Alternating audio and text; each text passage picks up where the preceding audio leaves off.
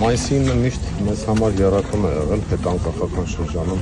Արցախյան հաղթանակից հետո հատկապես, բայց այս օրվա իշխանությունների վարած քաղաքականության արդյունքում մենք սրկվեցինք եռակոնից եւ ցավոք պետք է արձանագրեմ, որ տոնական օրը ինչ-որ առումով նաեւ մեզ համար ոչ այդքան տոնական է մեղմ ասած։ Մենք նշում ենք ֆաշիզմի դեմ տարած հաղթանակի օրը, մենք նշում ենք Շուշիի ազատագրման օրը, բանակի կազմավորման հետ կապված օր ենք նշում եւ ընդհանրապես Արցախում այդ հաղթանակը եռատոնի հետ էր կապված եւ իրար հետ այսպես փոխկապակցվածություն ունեն ֆաշիզմի դեմ տարած հաղթանակը եւ Արցախյան հաղթանակը, որոնք ազգային պատկանելիության եւ ծավալապաշտության դեմ մղվող պատերազմներ եւ երկրորդ համաշխարհային օր եւ Արցախում եւ այդտեղ մենք հաղթանակ տարանք։ Ցավոք այսօր մենք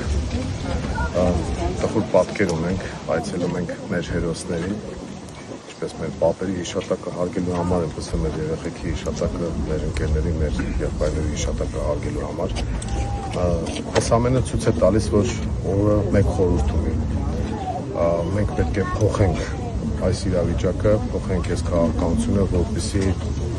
երրորդ ցեղասպանությունից խուսափենք։ Իսկ այն ինչ որ այսօր տեղի է ունենում, դա Հայաստանի իշխանությունների համաձայնությամբ հակահայկական քաղաքականություն է, որը վարվում է Հայաստանի դեմ։ Այս առումով մենք ոչ ենք անում մեր հանրությանը ակտիվ լինել եւ իրենց քաղաքական ու քաղաքացիական դիրքորոշումը ցույց տալ։ Այսօր Արցախը չկա, բայց նաև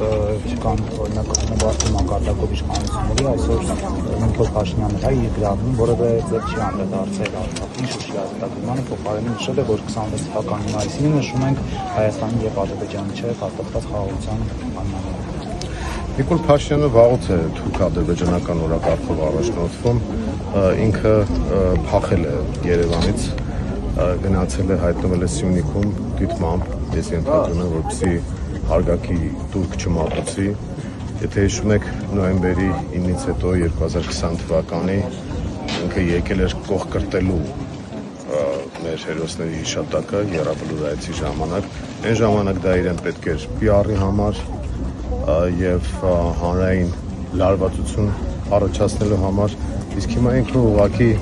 փախչում է եռաբլուրից, փախչում է հաղթանակի զբոսայգուց, որովհետև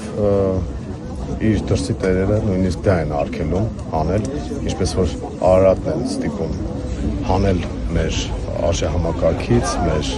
պատկերներից, այնպես էլ եռաբլուր այցը ես ենթադրում եմ, որ դրա հետ է կապված, որ ինքը չի կարողանում իրականացնել եւ հեռու չէ այն օրը, որ մեր պատերազմն անցած հերոսներին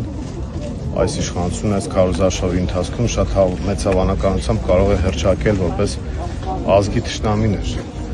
բայց այս ամեն ինչ այս մի ամսվա ընթացքում պետք է մղձավանջը վերացնել եւ թույլ չտալ, որպեսզի դա շարունակվի, որովհետեւ հաջորդ քայլը արդեն մեր բոլոր հերոսներին, այսպես ասած զինվորականներին կոչումազրկելն է, շնորհազրկելն է, նրանց վարկաբեկելն է, այս իշխանություններից ամեն ինչ սպասելի է։ Այնպես որ ես չեմ զարմանում, որ իրենք որևէ անդրադարձ չեն արել եւ մասնավորապես Փաշինյանը ուղղակի այստեղ չէր ուզում դրա համար,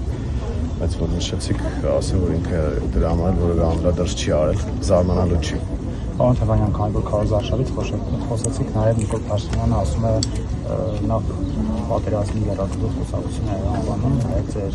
ուժին եւ այս համատեքստում ասում է, եթե ինքը չընտրվի համադրական մեծամասնություն չկազմի, պատերազմը լինելու ավելի կոնկրետ ժամկետներ է նշում, վերջերս սեպտեմբեր ամսի մասին էր խոսում։ Դա հանցավոր հայտարարություն է։ Երկրորդը մենք գիտենք, որ ձեր նշած անձնավորությունը ինչի մասին խոսել է ճիշտ հակառակն է արել կամ ինչ որ խոստացել է ճիշտ հակառակն է եղել։ Ինքը պատերազմներ բերած, պարտություններ, մահեր, ավերածություններ բերած գործիչ է եւ իր մնալու պարագայում ամենայն հավանականությամբ մենք շատ ավելի կատաստրոֆիկ զարգացումներ կունենանք, քան ունեցանք Արցախի դեպքում։ երկրորդ Արցախյան ճակատագիր թույլ չտալու համար Նիկոլ Փաշինյանին պետք է վռնդել իշխանությունից եւ այդ վռնդելու հնարավորությունը հունիսի 7-ին կա։ Մեր ժողովուրդը հավաքական ընդդիմությանը ցայն տալով կարող է խուսափել պատերազմից, խուսափել պարտություններից եւ պաշտպանել Հայաստանի Հանրապետությունը։ Մենք առաջարկում ենք երաշխավորված խաղաղություն եւ այդ երաշխավորված խաղաղության պարագայում հնարավոր է խուսափել պատերազմից, դա չի լինի այդ դեպքում եւ հնարավոր է ունենալ զարգացում։ Իսկ սրանց պարագայում մենք արդեն գիտենք ինչ է եղել եւ արդեն պարզ է թե ինչ է լինելու։